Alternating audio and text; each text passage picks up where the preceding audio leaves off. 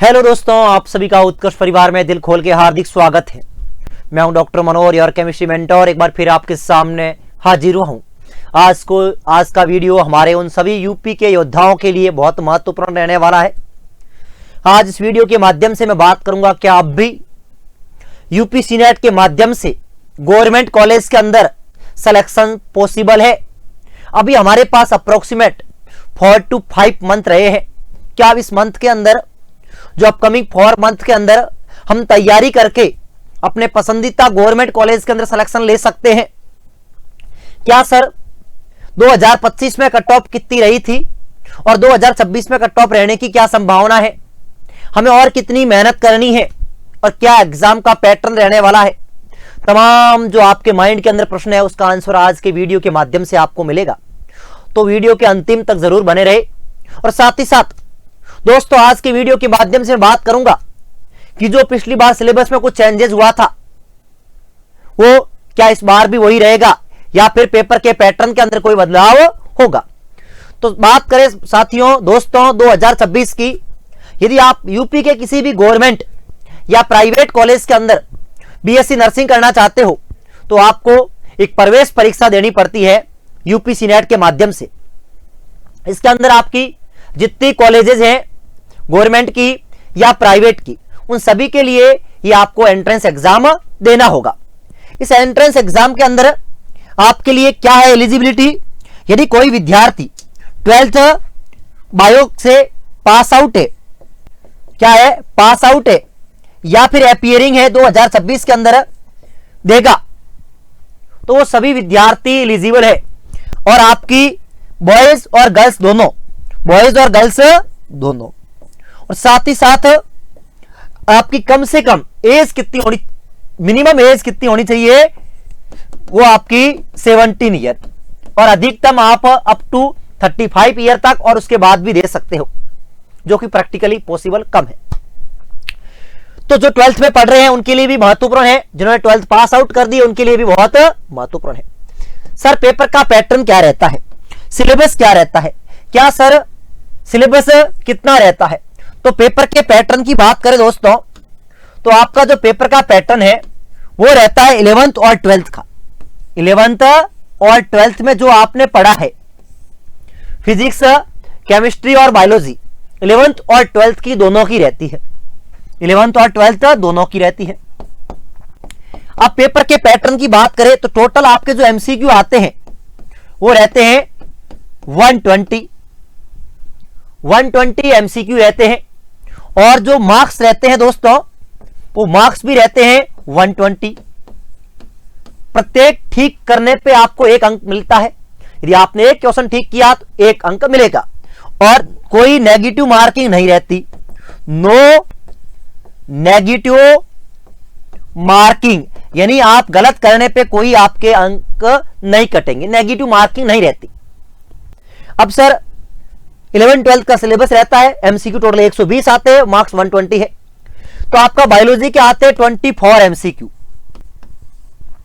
Physics के 24, chemistry के 24, English के 24 और नर्सिंग एप्टीट्यूड के भी 24, यानी कुल आपके 120 एमसीक्यू आते हैं। और इन एमसीक्यू को सॉल्व करने का जो टोटल आपको वक्त मिलता है, समय मिलता है, वो आपको रहता है कितना, वो आपका 140 मिनट का समय दिया जाता है आपको। ये तो आपका पेपर का पैटर्न रह गया। अब सर इंग्लिश और नर्सिंग एप्टीट्यूड कितना आता है, क्या आता है? फिजिक्स, केमिस्ट्री, बायोलॉजी तो आपको समझ में आती है कि भाई 11-12 की है, 11th और 12th की। मगर इंग्लिश और नर्सिंग एप्टीट्यूड में क्या आता है? नर्सिंग एप्टीट्यूड क्या है, एनए क्या है, नर्सिंग एप्टीट्यूड, इसमें क्या आता है? क्योंकि दोस्तों मैं अभी आपको कट ऑफ बताऊंगा, उस कट ऑफ के अकॉर्डिंग आपको इन तीनों नहीं 5 सब्जेक्ट को बहुत बेहतरीन तरीके से, शानदार तरीके से करना होगा सरकारी कॉलेज पाने के लिए। अदरवाइज साथियों day by day cut off बढ़ रही है। मैं याद कर पा रहा हूं, आज से 3 साल पहले, 4 साल पहले इतनी कट ऑफ नहीं रहती थी, लेकिन अब मैं आपको बताऊंगा 2025 में कट ऑफ कितनी रही थी, क्या 4 मंथ में अभी भी पॉसिबल है। तो ओवरऑल पेपर के लेवल की बात करें तो पेपर का लेवल कैसा रहता है, easy to basic, easy to moderate. जो एग्जाम का पैटर्न रहता है, जो लेवल रहता है, वो रहता है easy to moderate, easy to moderate, easy to moderate, यानी पेपर मुश्किल नहीं आता, पेपर आपका बिल्कुल बेसिक प्रश्न आते हैं, बहुत कम न्यूमेरिकल्स आते हैं। बिल्कुल पैटर्न की बात करें तो बिल्कुल बेसिक, आपने जो 11 12 पढ़ा है बेसिक क्वेश्चन आपसे पूछे जाते हैं। लेकिन साथियों सिलेबस बहुत ज्यादा है। यूपीएससी नेट के लिए सबसे बड़ी बात यह कि सिलेबस बहुत बड़ा, एक बिग ओशियंस की तरह है, जहां पर बायोलॉजी है, फिजिक्स है, केमिस्ट्री है, इंग्लिश दे रखी, नर्सिंग, एप्टीट्यूड, मतलब एक सिलेबस बहुत बड़ा ब्रह्मास्त्र दे रखा है। लेकिन इसके अंदर आपको क्या पढ़ना है, क्या नहीं पढ़ना, ये इस आने वाले 4 मंथ में आपके लिए बहुत महत्वपूर्ण रहने वाला है। उससे पहले हम बात करें कि सर पिछली बार कट ऑफ कितनी रही थी। तो दोस्तों यूपीएससी नेट के अंदर पिछली बार 2025 के अंदर round first, round second and round third, और फिर आया था मोपअप राउंड, और फिर स्टे राउंड, मोपअप राउंड और स्टे राउंड, ये 5 राउंड हुए थे। तो यहां पे जो मैंने आपको कट ऑफ लिख रखी है वो थर्ड राउंड की लिखी हुई है, राउंड थर्ड की।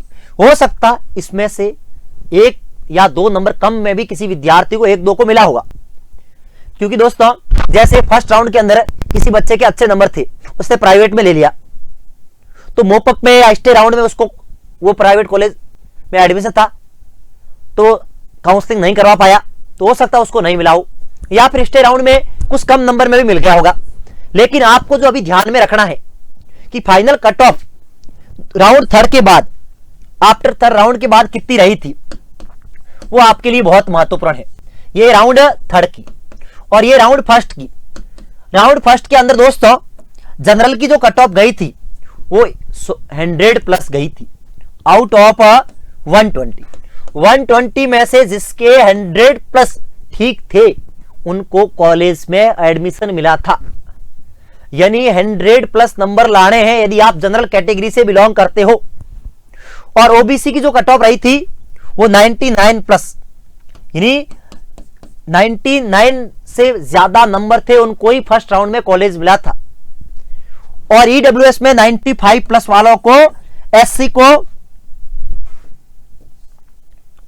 एससी के अंदर गई थी वो 90 प्लस, और इस किसके अंदर, एसटी के अंदर है 85 प्लस। ये राउंड फर्स्ट का था, ये राउंड फर्स्ट का था। लेकिन राउंड थर्ड तक 1 2 नंबर कम होते होते, क्योंकि यूपीएससी नेट के अंदर एक ही नंबर पर बहुत सारे विद्यार्थी रहते हैं, जैसे 100 नंबर में 20 विद्यार्थी है, 99 में 50 विद्यार्थी है, यानी एक ही नंबर पर, एक ही अंकों पर बहुत सारे विद्यार्थी उपस्थित रहते हैं। तो लास्ट तक जिनके नंबर 98 से 97 तक थे उनको कॉलेज मिल गया था थर्ड राउंड के बाद। कई बार 1 2 बच्चे को 92 पे भी मिला है, वो अलग बात है। ऐसे ही ईडब्ल्यूएस ओबीसी की बात करूं तो 96 से 97 तक लास्ट में मिल गया था थर्ड राउंड के बाद। ईडब्ल्यूएस में 90 से 91 तक, और एससी में 86 से 87 तक, एसटी के अंदर 87 से 78 तक कट ऑफ रही थी। यानी आपको ये टारगेट सेट करना है, यदि आपको सिलेक्शन लेना है तो आपका जो मिशन होना चाहिए वो 100 पार, 100 पार, यानी आपका जो टारगेट होना चाहिए वो 2026 के अंदर जिस हिसाब की एग्जाम की आप तैयारी कर रहे हो, आपका टारगेट यदि आप जनरल से बिलोंग करते हो तो 100 पार का सभी के लिए। आपका एक ही नारा इस बार 100 पार। यदि आप 100 प्लस का टारगेट लेके चलोगे तभी जाके कहीं ना कहीं आपका गवर्नमेंट कॉलेज में एडमिशन होगा। यदि आप राउंड फर्स्ट को मान लो आपका टारगेट, ये आपका क्या होना चाहिए टारगेट। इस टारगेट को अचीव करने के लिए मेरे भाई यूपीएससी नेट का जो पेपर का लेवल रहता है वो इजी रहता है। वो क्या रहता है, इजी रहता है। तो ये मुश्किल नहीं है इस टारगेट को अचीव करना।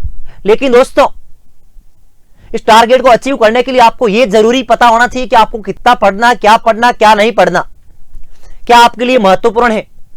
क्योंकि साथियों दोस्तों इंग्लिश का सिलेबस, नर्सिंग एप्टीट्यूड का सिलेबस काफी बड़ा है और आप एक भी सब्जेक्ट को नजरअंदाज नहीं कर सकते, क्योंकि 100 पार करना इसका मतलब आपको 500 सब्जेक्ट बेहतरीन तरीके से करने होंगे।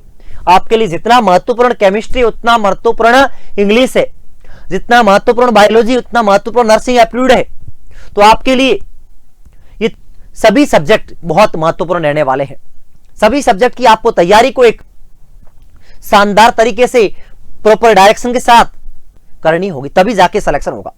जी हाँ दोस्तों, बिल्कुल ये जो 4 मंथ का वक्त है मैंने देखा बहुत सारे विद्यार्थी ऑफलाइन के अंदर 4 मंथ के अंदर सिलेक्शन लेते हैं, इसमें कोई डाउट नहीं है। लेकिन 4 मंथ आपको अब एक जो आपकी तैयारी करने की जो रणनीति होगी, जो पढ़ने का जो तरीका होगा, आपको टारगेट बेसिस पे पढ़ाई करनी होगी। क्योंकि अब आपका टारगेट ये होना चाहिए कि फेब तक टारगेट आपका फेब तक सिलेबस कंप्लीट करना होगा, सिलेबस कंप्लीट करना होगा। आपको अब ज्यादा लंबी लंबी क्लासें नहीं लेनी है। अब आपको जो आपने कहीं पढ़ा है, कैसे पढ़ा है, XYZ, उस नोट्स को रिवाइज करना होगा। आपको टारगेट बेस पे पढ़ाई करनी होगी। आपको वन शॉट में हर एक क्लास को देखना होगा, यानी आपको मैराथन क्लास के माध्यम से या फिर वन शॉट के माध्यम से आपको फेब के एंड तक आपका सिलेबस पूरा करना होगा। जो पूरे साल से तैयारी कर रहा है वो वेल एंड गुड, जो विद्यार्थी अभी स्टार्ट कर रहा है उसको वन शॉट, है ना, वन शॉट के अंदर आपका सिलेबस पूरा करना होगा। यानी आपको हर एक चैप्टर को 1 या 2 घंटे में फिनिश करना होगा। तो आपका टारगेट जो रहेगा, जो मिशन रहेगा, वो फेब के एंड तक सिलेबस पूरा करना है, किसी भी हालत में विथ नोट्स बनाने हैं, और फिर अपकमिंग के अंदर आपको रिवाइज करना है। तो अभी आपको टारगेट बेसिस पे पढ़ाई करनी है, रैंडम नो स्टडी, रैंडम पढ़ाई नहीं करनी कि कुछ भी पढ़ रहे हो, जो मन में आ गया वो पढ़ लिया, नहीं। अब आपको प्रॉपर टाइम टेबल बनाना है, प्रॉपर शेड्यूल बनाना है, उसके आधार पर आपको पढ़ाई करनी है। और साथ ही साथ दोस्तों, यदि आप चाहते हो कि आपको एक प्रॉपर गाइडेंस मिले, प्रॉपर मेंटोरशिप मिले, जिसके माध्यम से आप अपनी तैयारी को एक नई दिशा और नई धार दे सकते हो, तो उत्कर्ष परिवार पे चल रहा है दोस्तों विंटर सिलेक्शन ऑफर। जी हाँ साथियों, जिसके माध्यम से, जी हाँ दोस्तों, जिसके माध्यम से आपको मिलने वाला अप टू 90% का ऑफ। इतना ही नहीं दोस्तों, आपको मिलने वाला है अप टू 500 कैशबैक, और कोर्स के ऊपर एक्स्ट्रा 50% वैलिडिटी। मगर ध्यान रखिए, इस ऑफर की अंतिम तिथि रहने वाली है 3 जनवरी तक, तो कहीं ये मौका आपसे चूक न जाए। और साथ ही साथ नए विद्यार्थियों के लिए 10% एक्स्ट्रा ऑफ है, उसके लिए आपको कूपन कोड अप्लाई करना होगा NY10। और साथ ही साथ दोस्तों, आप सभी के लिए एक शानदार बेहतरीन मौका है कि आप एम्स की तैयारी करना चाहते हो। मंजिल 3.0 बैच अभी स्टार्ट हुआ, जिसके माध्यम से अभी आप जुड़ सकते हो। 1 मंथ हुआ है, ज्यादा सिलेबस भी नहीं हुआ, तो अपनी तैयारी को एक नई दिशा और नई धार दे सकते हो। राजस्थान के विद्यार्थियों के लिए RUSS CUT का और ये UP सीनेट का, जिस एग्जाम की हम बात कर रहे हो, जो कि मंजिल 3.0 अभी नया बैच स्टार्ट हुआ है, जिसके माध्यम से आप जुड़कर अपनी तैयारी को एक नई धार दे सकते हो, नया शेप दे सकते हो, और अपने आप को परख सकते हो कि आपकी तैयारी कैसी है। तो अभी लाइव फ्रॉम स्टूडियो रहने वाला है, अभी स्टार्ट हुआ है, अभी स्टार्ट हुआ है। और ये रामबाण बैच सभी नर्सिंग एंट्रेंस एग्जाम के लिए। और दोस्तों, ये हमारे MP के विद्यार्थियों के लिए MP PNST का, और ये बिहार के विद्यार्थियों के लिए BCEC का बैच, और साथ ही साथ एम्स पैरामेडिकल का और RUSS CUT का बैच भी उपलब्ध है। और लास्ट में साथियों, ये जो विद्यार्थी MP से BS नर्सिंग के साथ साथ UP से पैरामेडिकल की तैयारी कर रहा है, तो UP सीनेट का बैच भी उपलब्ध है। और ये साथियों मास्टर पास, दोस्तों मास्टर पास, इस मास्टर पास के माध्यम से आप सभी नर्सिंग एंट्रेंस एग्जाम की तैयारी को एक नई धार और एक नई दिशा दे सकते हो। तो आज ही उत्कर्ष टीम के साथ जुड़िए, अपनी तैयारी को एक नई दिशा दीजिए और नई धार दीजिए। और साथ ही साथ दोस्तों, यदि आपका कोई भी डाउट है तो कमेंट जरूर कीजिए, मैं आपके डाउट का आंसर जरूर दूंगा। Thank you so much.